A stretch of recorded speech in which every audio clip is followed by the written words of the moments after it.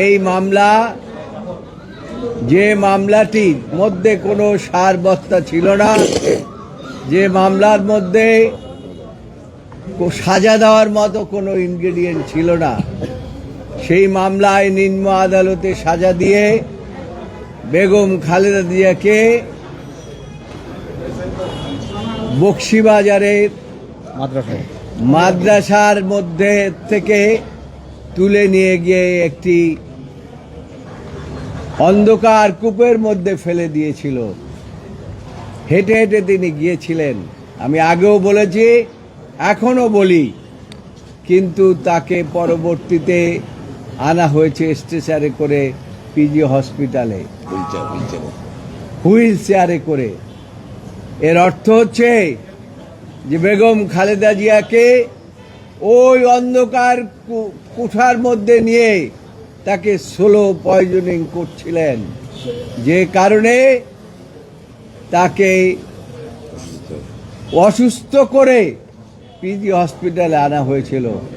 পরবর্তী ঘটনা আপনারা জানেন, সেটা আর আজকে বলতে চাই না। যে মামলার মধ্যে কোনো কিছুই ছিল না, সেই মামলায় হাইকোর্ট বিভাগ 5 বছর থেকে 10 বছর করেছে। এটা খুবই দুঃখজনক। যে মামলার মধ্যে কোনো সারবত্তাই ছিল না, সেই মামলা 5 বছর থেকে 10 বছর করেছে। অর্থাৎ বিচার ব্যবস্থা বলে কিছু ছিল না।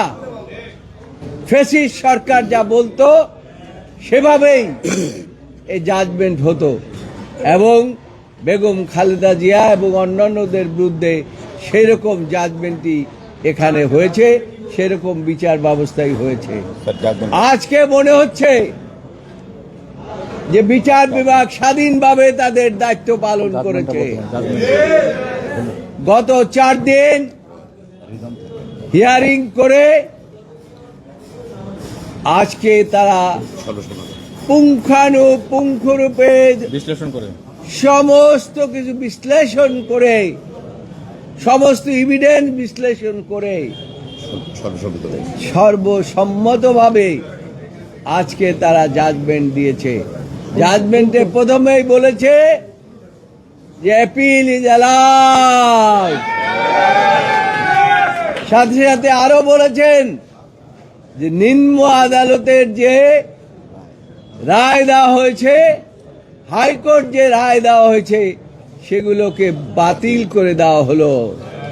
এবং আরো বলেছেন যে এই মামলায় যারা আপিল করতে পারেন নাই, জনাব তারেক রহমান সহ সকলকেই তিনি খালাস দিয়েছেন এই আদালত। এবং আরো বলেছেন এই সমস্ত মামলায় যে সমস্ত বেল বন্ড দেওয়া হয়েছে, সেই বেল বন্ড ও আর থাকলো না। তাই এই প্রসিকিউশন ছিল একটা মেলিশিয়াস প্রসিকিউশন। এইটা মেলিশিয়াস মানে হচ্ছে একটা বিদ্বেষমূলক এবং প্রতিহিংসামূলক। এবং কার বিরুদ্ধে প্রতিহিংসা? পুরো জিয়া পরিবারের উপরে প্রতিহিংসা, সারা বাংলাদেশের বিরুদ্ধে প্রতিহিংসা।